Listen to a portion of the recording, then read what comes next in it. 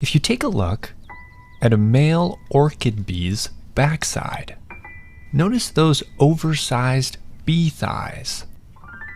On their backside, do you see that little mark? That's an opening to a large pocket. These back legs are completely hollow. Here's how they're used.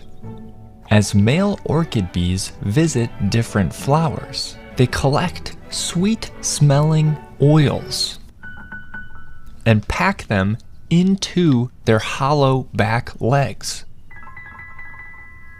As they visit more and more flowers, they add more and more scents to these leg pouches, creating their very own unique perfume.